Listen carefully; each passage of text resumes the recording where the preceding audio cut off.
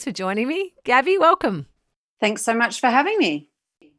So can you start off with giving us a bit of a sense of the impact that COVID-19 has had on teachers and just their ability to do their jobs this year? Wow. Okay. The impact on teachers has been absolutely huge. And I know that the impact has been huge for everyone, but teachers had to transform a job that is essentially best done in relationship with the person that you're working with and put all of that online. And so it was a massive switch and it literally had to happen overnight. So the impact on teachers has been an absolutely massive workload, and it's really changed the dynamic and the relationship between them and their student. There's something that's lost when we're not connecting in real life and in real time with our students. So the impact has been huge. We could fill a whole hour just talking about the impact that it's had on teachers. And those states in Australia where teachers and kids are back in the classroom, they are a lot more restricted in what they can do with children. And a lot of the fun parts of school, I guess, haven't been going ahead. Things like sport and music and drama and that sort of thing. I mean, are you hearing from teachers about how they are because part of their role is obviously caring for kids and helping with their well-being. Have you heard from teachers about how they're making that happen in such a restricted environment? Well, it's been interesting because when I've talked to colleagues here in New South Wales, a lot of them have said to me, it's amazing, Gab, we're getting through quite a lot of content because a lot of those things that were sort of additional parts of school life and can be quite time consuming, assemblies and concerts and fundraisers aren't happening anymore. So there's a lot more time spent learning in the classroom, which is probably an interesting upside of COVID and not having so many people coming into schools and coming on site. I think a huge impact that's happening, though, for students and teachers alike are for those kids in graduating classes like year sixes and year 12s, end of primary school, end of secondary school, because they're missing out on these beautiful rites of passage.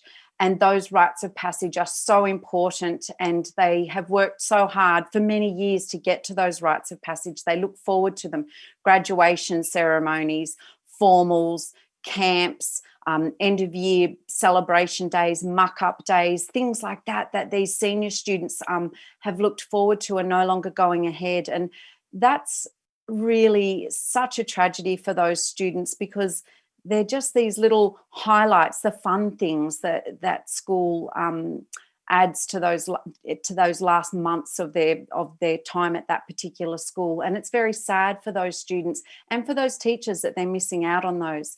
I've been hearing from some teachers in Victoria about their sadness at having to farewell some of their classes via Zoom, just sort of waving at the kids and saying, well, see you and good luck with all that as they, end some of their courses of work and then prepare for their final exams. That to me is just heart-wrenching because those last lessons with your class, that's just where, relationships are really consolidated and there's a hug and a congratulations and I'm so proud of you and you got this. And it's just not the same via Zoom.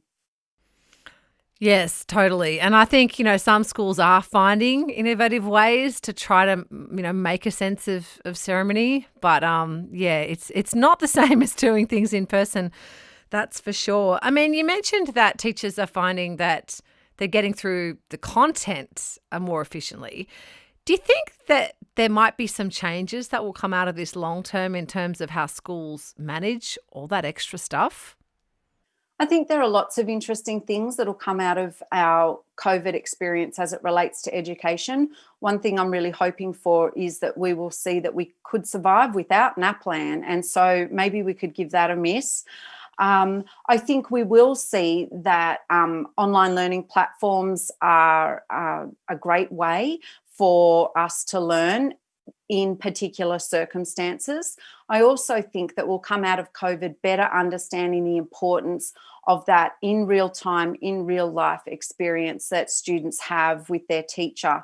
So, parents who have had to do learning from home with their child are starting to understand, wow, the teacher is really important to provide ongoing instructions and feedback to the student. When the parents have sort of been foisted into that role, they're tearing their hair out, and they're starting to recognize how valuable the work is that a teacher does. So I'm really hoping that they are some things that will come out of this COVID experience as it relates to education. Okay. Well, thinking of those year 12s in particular, it's been a really overwhelming, year for them. And now the HSC is looming. What's your advice to kids about how to approach these exams? This is a really difficult one because for me, I don't actually give much weight to these end of year exams. And so there's a desire in me to say, don't worry too much about it. And yet that's a really conflicting message to give to our Year 12 students, particularly since they've worked for 13 years to arrive at this point. It's going to be all over the news. They're going to be hearing it on the radio. It's what everyone's talking about right now. So it's not fair to say to them, don't worry about it, just, go in and try your best and, sort of shrug it off, because there's too much weight and too much messaging around it for that to be a real message. I think that what our Year 12 students need to understand is that they are sitting their exams in a particular moment in time, and that this moment in time is unlike any other moment that we have seen in education in the recent and easily remembered history. And so, yes, all we can do of them, ask of them, is to try their best. But I would like to reassure them that I do believe that our education system will consider their results and their performance in light of this particular moment in time. Now, I don't have any guarantee of that. No one from the education department has rung and told me that. But I would like to think that our system and those who govern it are sensible enough to put a framework around the results that these students achieve and understand this these students' results, this cohort's results, in light of what's gone on.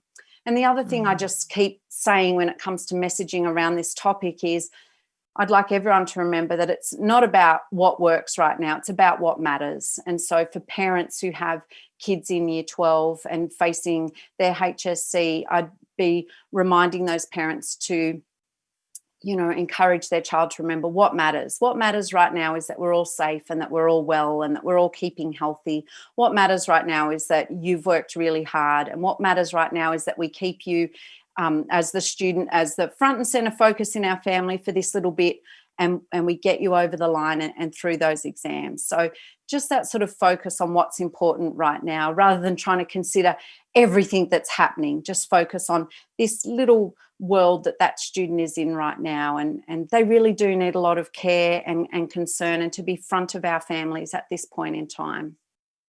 Yeah, well, it does have I think, a strain on the whole family when one person in the family is doing the HSC, and it's quite tough on parents too. So, I mean, how can parents best support their kids through this time? Well, I do think it's that one point in time where it is actually all about the kid. You know how we're often telling our kids, it's not all about you. Well, right now it kind of is, and let it be all about them. And parents, we have to be so tolerant of their needs at this time. They are missing out on so many things, all those little highlights of formals and graduation assemblies and award ceremonies and things like that. That's all been stripped away, and all they're left with is this ugly, great big exam that they've got to face. And who knows what else beyond that, like what will university look like next year? What would a gap year look like? There's so much uncertainty. So as parents, we just have to dig deep and find that patience. I know that they are unbearable. I know it feels like the whole family goes through the HSC, but we just have to get them through this little bit. I know myself, when COVID first hit, I had trouble sleeping. And look, I don't have anything huge on this year. I don't have a big exam looming, but it troubled me enough to interrupt my sleep. Now, add on that these big exams that you've been working for 13 years, the uncertainty of what your life's even going to look like next year, and then any other things that that particular family might have. Maybe they've got a vulnerable person in their family that's susceptible to COVID. Maybe there's just regular life stuff, kind of big life stuff happening for that family. Immediately, there's going to be these extra stresses. And so, we really need to just look after our kids during this time. Some of them are really struggling, especially with their mental health and trying to get their head around all of this. So we do have to just bear with them and really put them forward and seek help on their behalf if they need it. So, I mean, if we zoom out, I guess, from the HSC and the kids and the parents and look more at the big picture, at where we are now with education in Australia, what do you think needs to change in the system to better equip kids with the kind of skills that they're going to need into the future?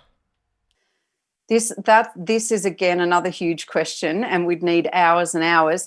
But I really think that some of the things that need to happen, it's not necessarily about thinking about what are the skills that the kids need. I think actually what we need to do is reframe some things about education for a start. So a huge thing would be that we need to perhaps consider making education a bipartisan issue in Australia, so that we're not as a system and as teachers and as students being blown about by the political winds and whenever governance changes in our country.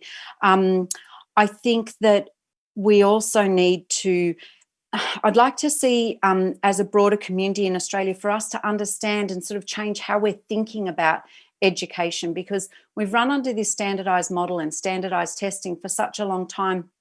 We're all thinking of education as though it's this competitive pursuit, and that if our kids work hard enough, they'll be the winner. It's about learning, and learning isn't about winning and losing. Learning is this lifelong ongoing endeavour that we engage in. So I'd like to see some political changes, and I'd like to see some changes in the way that we think about education. And then I have a list a mile long of all the other things that I think we need to do so that our kids are graduating feeling happy and equipped and ready to go out and face the world when they do graduate in year 12. So, things like reducing the size of the curriculum and the amount of stuff that's in there, making sure that schools and teachers are well resourced to teach all the students that are in their classrooms with all their myriad of needs. I think too, also thinking carefully about technology and its place and how we're teaching students about the use of technology, reducing class sizes. The list could go on and on and on, but I've got lots to say about that as well. Yeah, well, a lot of that is really about the way schools are run and the way the education, I guess, department is run and all that sort of thing. But the other factor in all this, of course, is the parents, and your book, Letters from the Teacher, your children, their education and how you can help is all about that. So what do you see as the role of parents in a child's education, and how can they, take a more active role in their child's learning? So the first thing that I think parents need to realise and understand really deeply is that they are the first and the lifelong teacher of their child. So it's not as though they drop them off at the school gates in kindergarten and come back 13 years later and the job's done. They've already been teaching their children, and they'll continue to teach their children. My parents are still teaching me, and I'm 43 years old and I'm still learning something from them, each time we're together. So parents need to recognise themselves as being the lifelong educators of their child.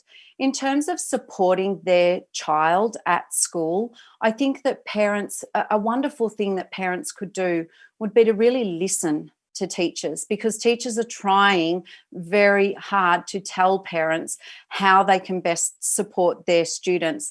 And yet parents sort of seem to be coming to schools with particular ideas about what it already is that's required, or their particular expectations, or their past experiences of school. And that makes it very hard for the teacher, because then they've got to wade through all of that, placate all of those various issues and unpick them and unravel them, and then start having the conversation. If parents could come in with an open mind and an open heart and be ready to listen, teachers are more than capable of explaining to them all the various ways that a child can be supported. And those needs vary from kindergarten through to year 3 to year 7, year 12, those gnarly decisions that get made at the end of year 10, whether the student's going to go on to year 11 and year 12. They're all very unique and particular to that child and their context. So I would hesitate to give out blanket advice, but I think the best thing that parents could do would be to go in and speak to teachers, but be ready to listen, because I think there's a little barrier that's happening right there where parents aren't quite ready to listen to what teachers are trying to share with them. I know my own experience, particularly this year, is that we haven't seen the teachers. We haven't had the usual parent-teacher night. I think we had a 5-minute conversation on the phone, or Zoom instead of a normal parent-teacher night. We didn't have the normal come into the classroom nights, and the drop-off and pick-up are all done, speeding past, in the car. So I feel that the current pandemic has really impacted on that communication between parents and teachers, in that we're not allowed to hang around in the classroom and we're not allowed to go in and help and volunteer in the classroom anymore. Do we need to start thinking of new ways to encourage just simple communication between teachers and parents in the current environment? I really feel like this is yet another thing that COVID highlights, is the beauty and the importance of those face-to-face interactions that we have, and those brief catch-ups that we have between parents and teachers, on the playground, those incidental conversations that we have. There's so much richness and value in those, and that disconnect that you're describing, teachers are feeling it as well. I've been in conversation with lots of teachers who are in lockdown in Victoria, and they're really missing contact with the parents, contact with their cherubs, their little ones in the classroom as well. I do think that we should always be thinking about how best to communicate with one another and to be innovative in that communication. The thing that I probably would warn against, though, is over communication. I know initially my own daughters, their school, there seemed to be a barrage of messages and extra newsletters and updates, and we have an app, and my phone was pinging, and I felt like I was getting more information from the school than I ever was before. And as a parent receiving that, I felt overwhelmed. So it's about striking the right balance and making it so that communication is meaningful and relevant, because I would say that while a lot of parents are feeling as though they're not getting that genuine, authentic communication that they're longing for, a lot of teachers would be sort of going, "Are you for real? I feel like I'm sending messages out all the time." But, a message that comes via an app isn't quite the same as that lovely personal interaction. Just those lovely small moments, a smile and a wave, and "We've had a great day today," or, make sure he shows you that essay that he's written, or "We've got some homework due, we're still waiting on," those little moments, that they're what we've lost and what we're missing, I think. Yeah, absolutely. And I, as I did the pickup zone, a couple of weeks ago, I got a little wave and, "Oh, Molly did a beautiful speech today," and then the kids shoved in the car and then we drove off. But that was great to hear that, that, because I think the communication we want is that really specific communication about a child, not the, yes, we're having another assembly and these people won the gold awards or whatever. So Yes, exactly. And then that comes back to this fundamental belief that I have about learning, which is that it is all about relationships. It's don't tell me what you know until you show me that you care. And that goes for the parents and their relationship with the teacher as well. So during this time of COVID, we've had to get really creative about how we build that relationship and how we maintain it. All right. Well, thank you so much, Gabbie. It's been great to talk to you. I guess if we were to just leave our listeners, our parents, with sort of one little thought or tip from your book, what do you really want them to think about? That they are the first and lifelong teacher of their child, and that there's nothing that a teacher can teach their child that will have the same impact as the work and the relationship that a parent has with their child. So, love them and take such precious care of them because you are building a relationship that will last their whole life. A teacher's there for 12 months, but you are there for the long haul. So good luck with that, but also treasure it and step into that role.